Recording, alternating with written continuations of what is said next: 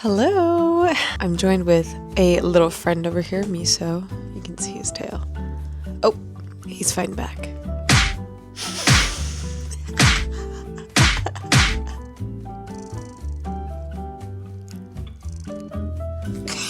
Today I really want to talk about some of the books that I want to read this spring, and it's kind of an ambitious list, I would say. A lot of different things I think I've got going on here, but this is what my heart is really gravitating towards right now, and I just want to talk about it and see if anybody else has read these books and if they have any recommendations that are, related to these things, and I just want to talk about it.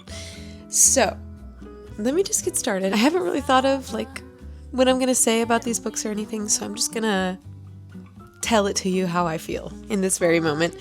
So, let's get started. So the first thing that I have on my mind right now is the book that I'm reading at this very moment, which I really need to return to the library soon because I've had it for a while. This is the third book in the Dungeon Crawler Carl series. This is the Dungeon Anarchist Cookbook by Matt Dinniman. I am so far really enjoying this book. It did have an interesting sort of author's note in the beginning that there's a deliberately confusing puzzle that's going on throughout the whole book. And so you don't really need to understand the whole puzzle in order to enjoy the book. And I still find myself obviously trying to figure out what's going on, and I'm taking notes in my head about the different, I'll just say, so I don't spoil anything, I'll just say the different checkpoints that are mentioned. I'm trying to remember all those things, but that's the only thing that I've kind of noticed about this book so far that's been a little confusing. If you're not familiar with this book series, Dungeon Crawler Carl is the first book in this series. It follows our main character, who is Carl, and basically his planet has been invaded by aliens. And the way that it works, it seems that these aliens have come to claim some sort of debt from the world, Earth, and this is totally how this would happen too. It was sort of because Earth couldn't pay their debts, we're just going to take everything from them and make them compete in this dungeon, which I feel unfortunately, that's how this scenario would actually go down. So, yeah. Basically, the aliens, they decide to come in and they crush every single building on planet Earth. And whoever was in a building at that time, they end up dying. And whoever wasn't in a building and was outside at the time, they have a chance to enter this dungeon and compete in a huge competition. It's a literary RPG. So it kind of functions like a video game. So once you enter the dungeon, you kind of have stat points, you have health, different abilities, which set you apart from other characters. It's really cool. There's a lot of really cool concepts in this series that Matt Dinniman is kind of working with. And I really, really enjoy this series. It's really fun to read. And the stakes are very high, obviously. Earth is destroyed, so it's not like our main character can go back to Earth and just live out the rest of his days. I mean, I guess he could, but it would be very difficult. Yeah, he's just trying to navigate through the dungeons and save himself and maybe other friends that he meets along the way.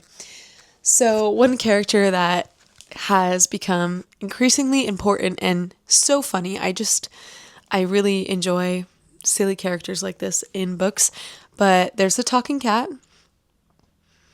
She's funny. Her name is Princess Donut. Super interesting, silly, fun character.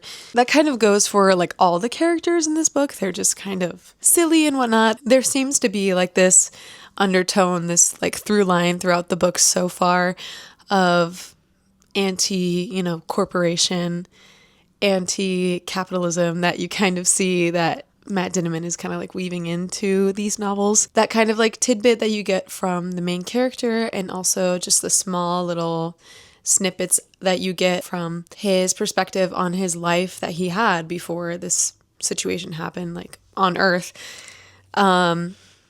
those little tiny bits, like every time they come in, I'm like, whoa, okay, it's getting a little real, you know? So there are moments like that where it gets like a little more serious. It's a cool like undertone that's going on there. Otherwise, it's very silly, but somehow very high stakes. So that's why I'm really enjoying this book so far. That is the Dungeon Anarchist Cookbook.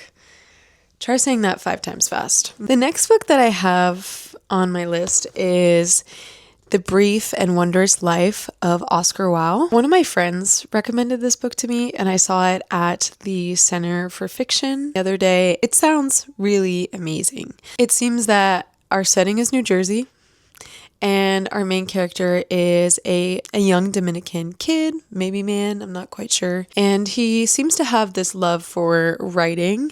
It seems that it's going to be some sort of heartbreaking novel that I will never forget. It's won a Pulitzer as well. It just seems like a very lovely book. And I really trust this friend that told me about this book. So, of course, when I saw it, I had to pick it up. And that's all I really know about this book. I don't really want to know more. I kind of just want to go into it like that. So the next one, you know what? For people that know me, it might be a little surprising that I haven't read this book all the way through. So here it is. Pride and Prejudice. I have spoken about Emma in the past before, and I read it for the first time about 2 years ago, I think, and I loved that book. I can't believe that I haven't read Pride and Prejudice. So if you don't know the plot of this book, it basically follows 2 sisters who are introduced to these 2 gentlemen who like arrive in their town. They are very eligible bachelors. They both are pretty wealthy.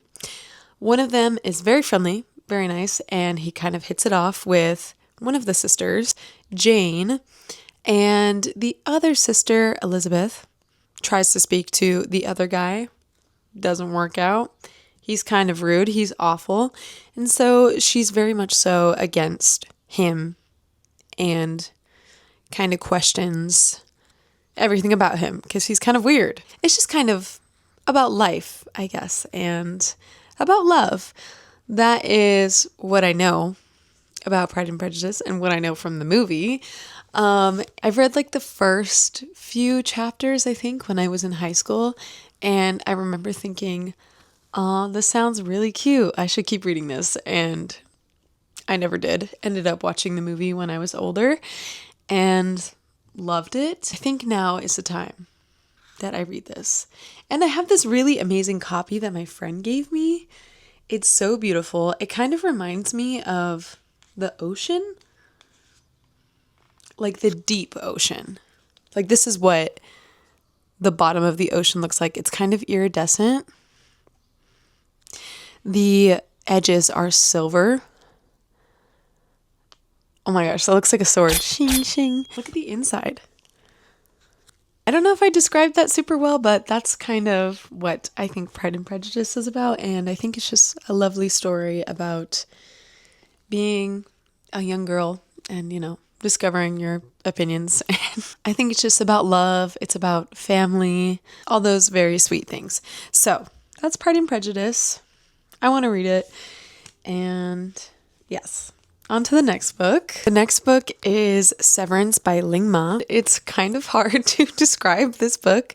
So let me just open this up and I will tell you about it.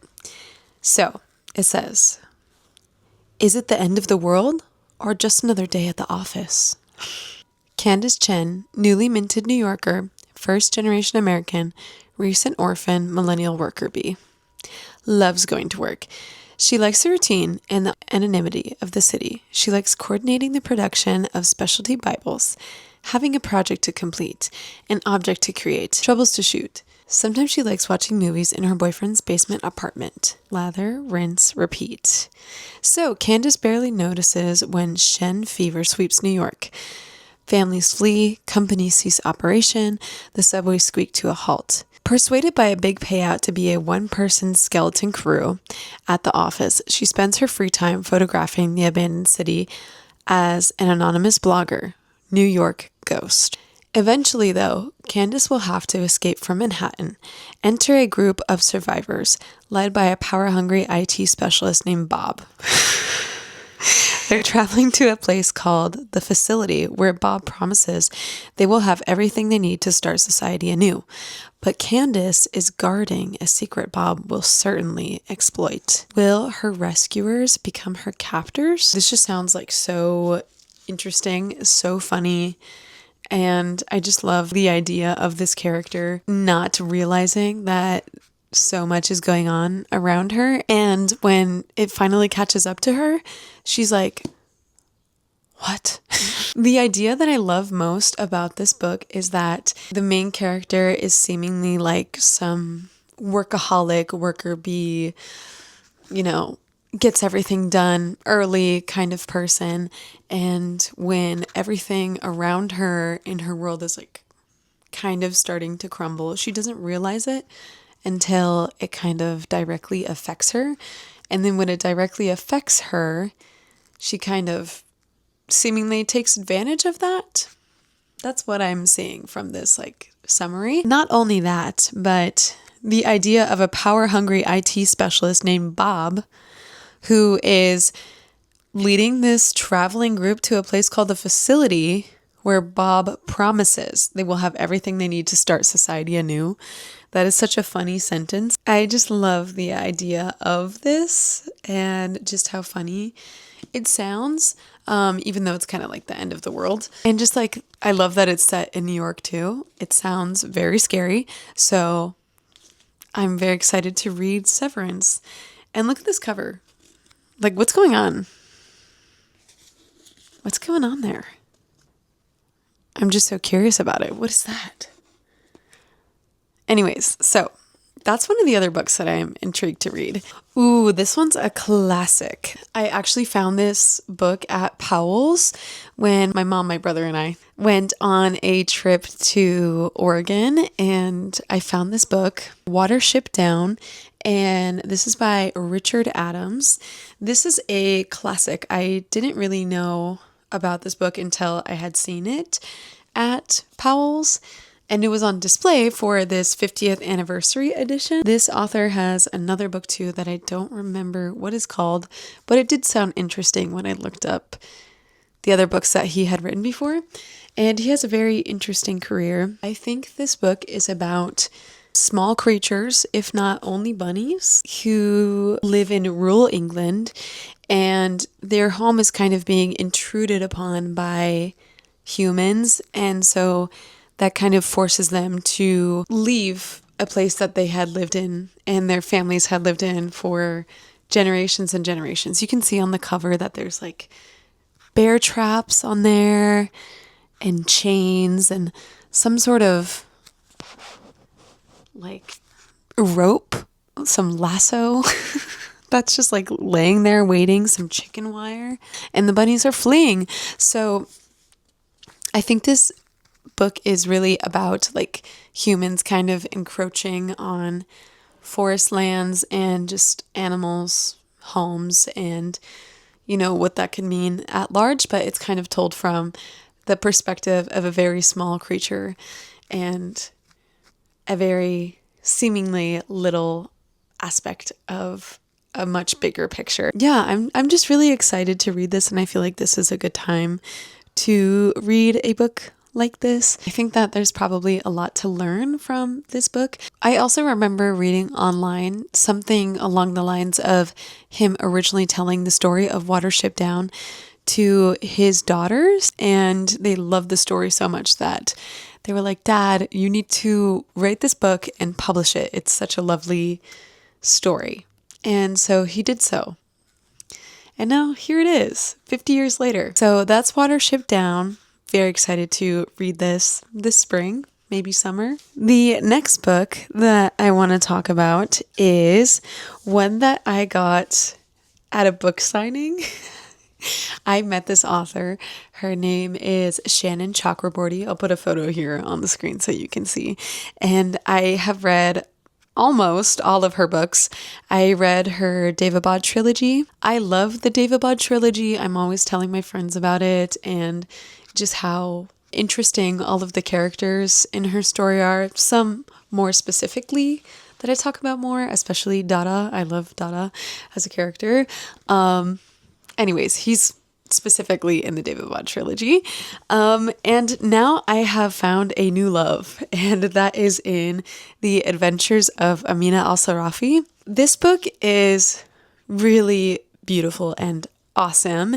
Shannon Chakraborty is a very funny author, so she's able to write stories that are set in it's the Indian Ocean. We have a main character who's a pirate. She's maybe a little bit off the wall, a little crude, and people just don't really understand her, but she's kind of like this legend. So she's able to write certain settings so well because she spent a long time studying different texts and literature from these specific time periods, specifically in the Middle East. I'm not sure if she studied other time periods or other locations, but she is very knowledgeable about the Middle East in medieval times. This new one is called The Adventures of Amina al-Sarafi, and the second book in this trilogy, I thought it was going to be a duology, but apparently it's a trilogy now. The Tapestry of Fate. I actually think I got a little postcard or a little art print at this book signing. She was really nice, by the way, if you're wondering. I got this little art print there. It was included in the book signing. And Amina it's really cool because Amina is an older character, so she's not 17 and saving the world. She's 48 and saving the world, which is really awesome because usually in fantasy we have younger characters, and I think there is a place, of course, for coming of age novels. I think that's really great in fantasy, and sometimes it really lends its hand to that. But I think that maybe sometimes it might be a little bit harder to construct a story where characters already have a lot of history together, have had a whole life together, and they already have a lot of set morals and boundaries and, mistakes that they've made.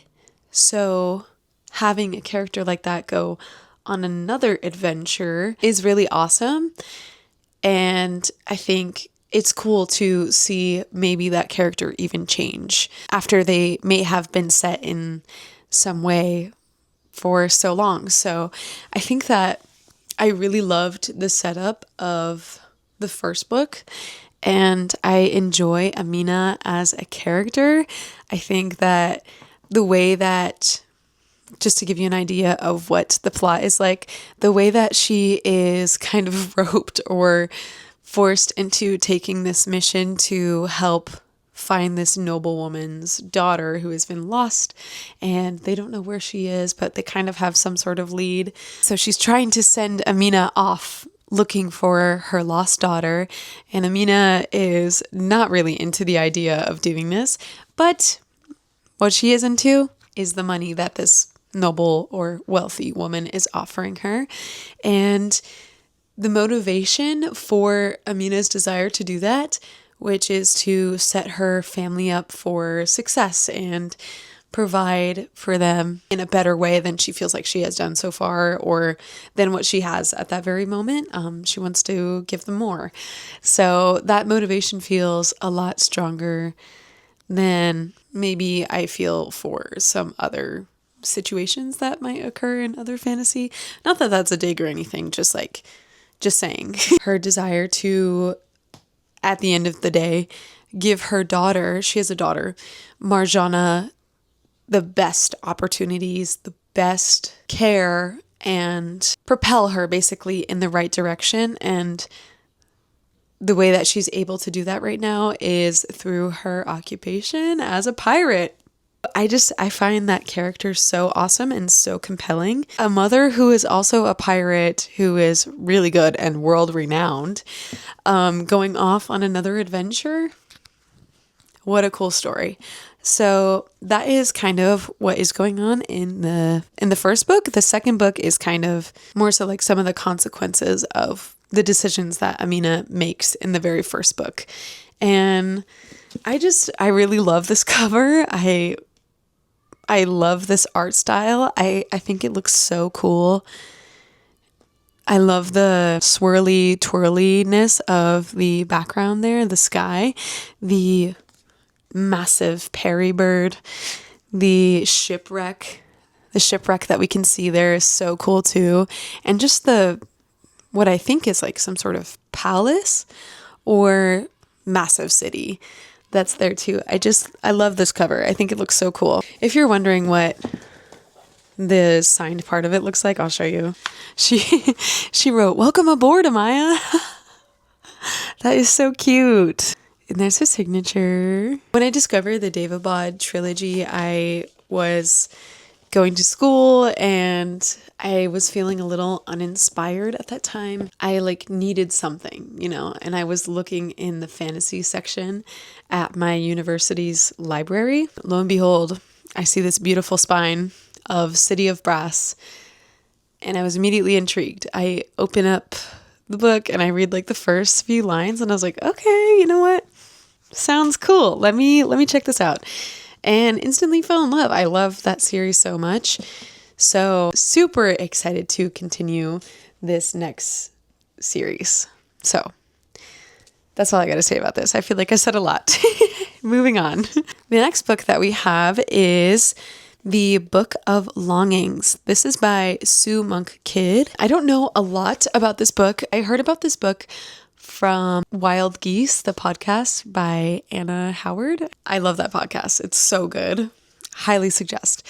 But she talks about this book in one of her episodes, and I was very intrigued by what she had said. The concept of this book is if Jesus, the Son of God, right?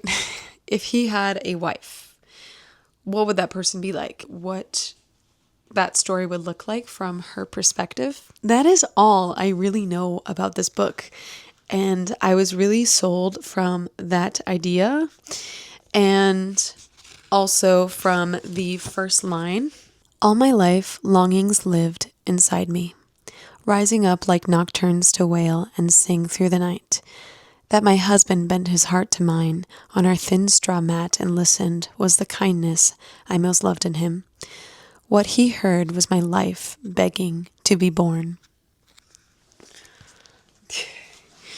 I really like that quote too. And when I heard that on that podcast and the concept behind the book, that just sounds really, really awesome and really interesting to me. I got it on Thrift Books, so it's got some wear and tear on it. It's been loved for sure. Even on the back, you can kind of see it's a bit damaged there, but I am so excited to see what's going on in here. This is definitely high on my list of things to read this spring. Even right now, when I'm looking at all of these books, I'm just so excited to read. Oh, there's just so many good things to read right now, so I'm super excited and super happy with this list that I've got going right now. A few other ones that I don't have physically that I would like to tell you about that I'm getting at the library. The first one is Sula by Toni Morrison. I am kind of conflicted because I haven't read anything by Toni Morrison yet. I do, however, have Beloved and... oh, that's it actually. I just have Beloved. I'm not sure if I should start with that and then maybe go into reading this book. Let me know if you wanna. I think it is about friendship, maybe. When I read the concept a few days ago, maybe a week ago, something like that, it sounded really cool. So I added that to my list pretty quickly. I want to read it, so that one's up there. I also have The Girl with a Thousand Faces by Sunyi Dean, or Sunyi. Is it Sunyi Dean? It might be that. So this book actually came out on May 5th, and I had heard about it, I think at the beginning of this year. It just sounds really cool. It's set in Hong Kong, and I think there is a woman that kind of like washes up on the beach of Hong Kong, or on the shore, which sounds freaky. I think it's structured as like a dual timeline. So there's a setting that is like 1940s. I'm not sure about the other one, but I really do like dual timelines and the concept of somebody just appearing and we don't know where they came from. I think that sounds super cool. So I'm really excited to read this book here soon. I got to reserve it at the library. I haven't reserved this one yet, but looking forward to reading The Girl with a Thousand Faces. Yes, so there's that one. Another one that I'm really looking forward to reading, I'm just so far back in the line still. I'm literally number 16. I'm the 16th in line, and I got about 16 weeks. Hopefully that goes by a little bit faster. But it is Lonely Crowds by Stephanie Wambugu. And this book is, I think it's about a friendship between these two girls and how things go a bit sour and get a little messy between the two of them. I think I heard about this book on BookTube, and it sounds cool. I'm super excited to read that. Hopefully whoever's at this library, they let me read it soon. I've been waiting. I actually reserved this one a while ago, like probably, does it even say? Started at number 35 in line. So I've been waiting for a while. Imagine that. I can't wait. So that's one that I'm really looking forward to. I also kind of am interested in reading Pachinko. Pachinko is by Min Jin Lee. The reason why I feel a little reticent for some reason is that it is quite long. I kind of want to tack it onto this list because I'm intrigued by the concept of 1920s. I think it's 1920s Korea and Japan. I think it just follows this woman, and there's like a seemingly like the setting of a fishing village and a struggle within her family, things that are going on at home, and then also things that are going on at large between like Korea and Japan. Korea was occupied by Japan at this time, so I like the idea of learning a little bit about that through this character's perspective. So, that also sounds really interesting to me. The last thing I'll mention is The Yellow Wallpaper, and this is by Charlotte Perkins Gilman. I've heard a lot of really good things about this short book. I think it's more so a short story, and I think this is about a woman who has been deemed disturbed. So this woman in this short story is diagnosed by her physician husband with a temporary nervous depression, a slight hysterical tendency. Excuse me? I think he doesn't let her do anything else. And it kind of reminds me of one character in Mrs. Dalloway by Virginia Woolf. He struggles with a post-traumatic disorder. And so he struggles with seeing certain things, and he struggles with like certain situations, especially with certain characters who irritate me. But anyways, that's nonetheless. Basically, a doctor in this book says that he can't do anything. All he has to do is learn how to rest. He needs to sit down and he needs to relax and do nothing.